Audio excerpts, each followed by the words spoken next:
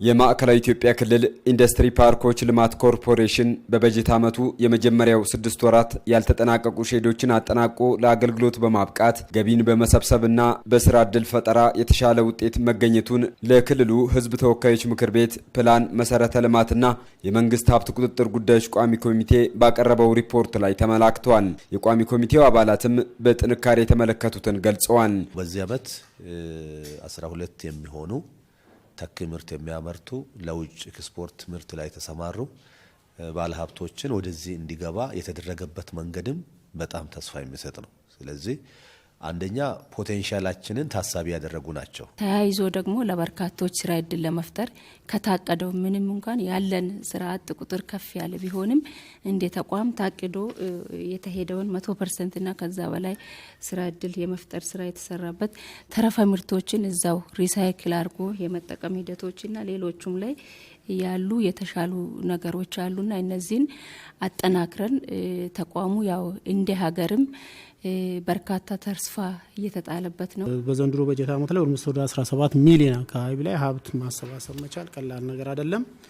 ተጀምረው የነበሩ ተቋማት አካባቢ ላይ አጠናቆ ትልልፍ ለማድረግ የተሞከረበት ሂደት ብቻም አይደለም። ሳይት ወርክ አካባቢ ላይ እየተሰሩ ያሉ ስራዎች አፕሪሺየት የሚደረጉ ናቸው። በሰው ኃይል ላይ በማቴሪያል ላይ ቴክኖሎጂን ከማሸጋገር አንጻር ወደ ኢንዱስትሪ ከማሸጋገር አንጻር በርካታ ስራ የሚጠበቅ ተቋም ስለሆነ አሁን በተጀመረው መንገድ ካቀዳችሁት እቅድ አልፋችሁ መሄድ እንደሚያስፈልግ የሚያሳይ ነገር አለ። በርካታ ተስፋ ሰጭ ነገር ስላለ በአጭር ጊዜ የሚታዩ ለውጦች እጅግ አመርቂ ስለሆነ በሌላ በኩል ቅንጅታዊ ስራዎች ሼዶችን ማስተላለፍና ሌሎችም ማብራሪያ የሚሹ ጉዳዮች ተነስቶ የኮርፖሬሽኑ ዋና ስራ አስፈጻሚ አቶ ናትናኤል ሚሊዮን ምላሽ ሰጥተውበታል። ጣልቃ ገብነት አለ የሚሉ ጉዳዮች ላይ የሰፋ ባይሆንም እንደዚህ አይነት ስሜቶች ስላሉ እነሱና እናንተ ደግሞ በደንብ አድርጋችሁ ተቀናጅታችሁ መስራት ያስፈልጋል። ታች ላይ ደግሞ የሚነሱ አሉ ከክራይ ማሻሻያ ጋር ተያይዞ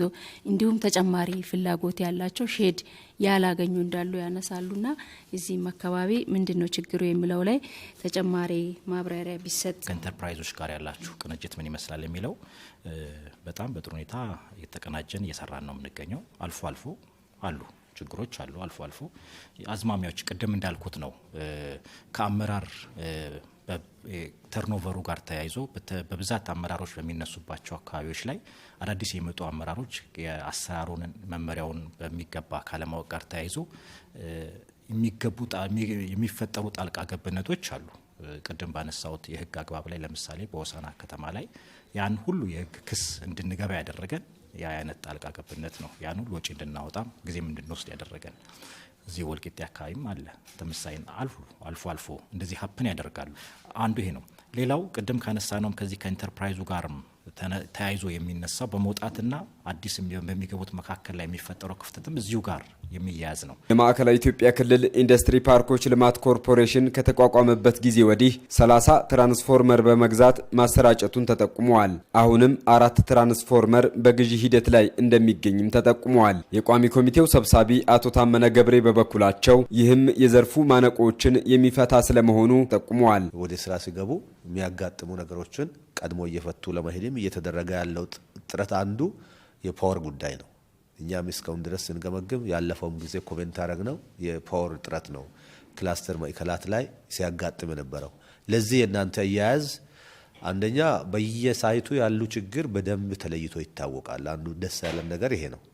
ሁለተኛ ደግሞ ክፍያ የተፈጸሙት ደግሞ ቅድሚያ ተሰጥቶ ትራንስፎርመር የሚያገኙበት አሁን ክፍያ ከፍላችኋል፣ የብዙዎቹን ችግር ፈታችኋል፣ ሌሎቹን ደግሞ ጥናት ላይ ያሉ አሉ።